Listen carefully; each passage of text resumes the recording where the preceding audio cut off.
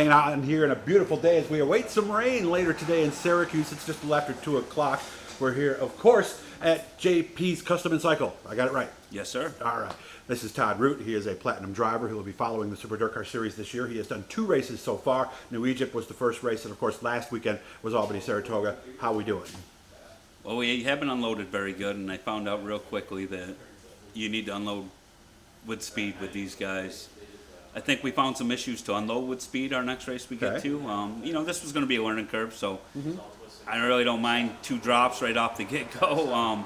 Hopefully moving forward, our stuff's really good.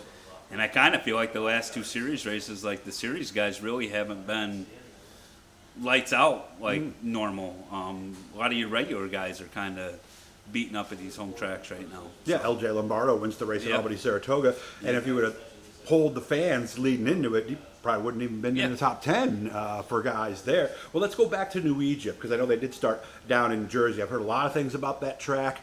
You got into trouble fairly early on, though, didn't you? It was a fun little track. You know, looks are deceiving at that place. It looks like it's got a lot of grip, and it has 0. Really? And then just kind of the way the backstretch is, you know, it got dusty real early in the heat race, and just not being on the track, not knowing where we were. You know, we got into the wall really pretty bad there, and kind of tore the race car up a little bit and kind of put us behind the 8 ball the rest of the night. Okay. Started last in the consi. Did we get better? Did we learn anything down there? I don't know about there, because every time we hit the racetrack, we were kind of on a different racetrack. You know, they worked the track in between the consi, so yeah, it was hammered down the first 5 laps of the consi. So, you know, kind of took us right out of the playing game. You know, if they kind of kept it the way it was, at least we could have worked on the car and made gains. But, you know, to me, when you do something like that, you kind of just throw the notebook back out the window, because you're kind of back to how you unload. So yeah, you're almost back to that pristine first hot lap track at that point. So how bad was the car?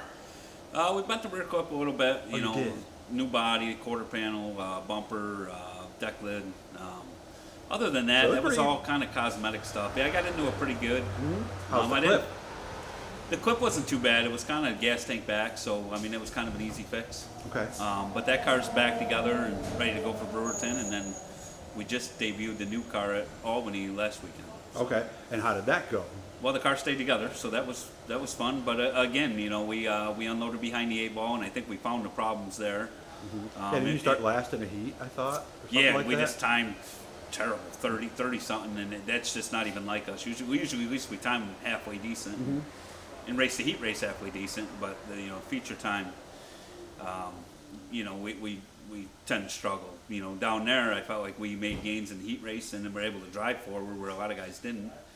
And you know, you get in a consi with some regulars there like Prego and you know Darren Smith, and you know, we're starting 6th. You know, Zach Payne was in front of us. You know, Speed Shack. You know, all guys that raced there. So it was kind of tough sledding. You know, but we were right there with them. So. Said you learned something though. Yeah, I think we learned a little bit on setup. And that was kind of our goal this year, you know, to race more and be able to try more things instead of one day a week at Brewerton. And I think we stumbled onto something. We'll see what happens here in the next series race going forward.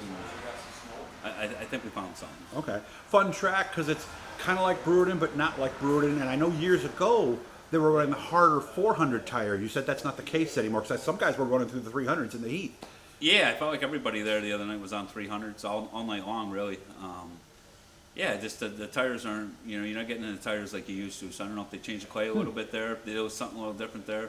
We are early in the year where it's a little, you know, still cooler out, and you know, the track didn't get as slippery. So or as warm, too. So yeah, warm. But you know, they had a lot of water on it. So and it was kind of tough early. You know, it had a lot of traction early. So you know, but by the time we got to the consi, it started to slick off pretty good. And, you know, I felt like we were pretty decent in the consi. Even though we didn't qualify, I still felt like we made gains and were pretty decent. Okay, and what we're talking about here, the 300 is the softer Hoosier compound that they run in central New York. Then when you go up to Can-Am, Brockville, places like that, they're all 400s, the harder tire, right? Places, you know, the tracks are more abrasive, tracks are harder, you know, and you just tend to be on the right rear harder, and makes it a 400 racetrack. You know, you tend to overheat a 300 on them racetracks. So we're going to enjoy maybe our last weekend off for quite some time this coming weekend, aren't we? Yeah, you know, there's always work to get done in the shop. You know, we got a long ways to go. You know, unfortunately, my new truck blew up in Albany on the way home last week. Oh, beautiful. So we're still we're still working on that to get to the races next weekend. But got a lot of friends and stuff, so we'll figure all that out. And FX Cabrera's been with me forever, and he's addressing the whole situation. So, Frank and them will take care of it, and we'll be a racetrack. I know what they're doing, so that's right. And Brewerton, I believe, has a practice. Check the schedule. Is it maybe Monday or Tuesday? Yeah, I think right depending around on whether it's there? going to be Tuesday. I think the weather might decide that. And like I right? said, we need to practice. We really Right. do. But We gotta guys do it like if it's me there. who work 40 hours a week, You can't do it. by the and it's just me at home working on the car. So by the time you get home on a Tuesday night, you ain't touching the car till late Wednesday night. I got to be loaded on a Thursday night because I got to go to work on Friday and bring Right, the car. it's gotta be ready. Yeah. Midweek practices are really hard for the working guy. And if you ran into trouble at Albany, Saratoga, you might have had to make that work. But since at least we learned something, the car's okay, we can go without it. Is that fair? Well, the fortunate thing we ended up with this year was we ended up with a brand new car with a new motor in it for series. And we're doing our 23, which didn't have a lot of races on it, which is going to be a local Brewerton car Gotcha. with another motor in it. So Okay.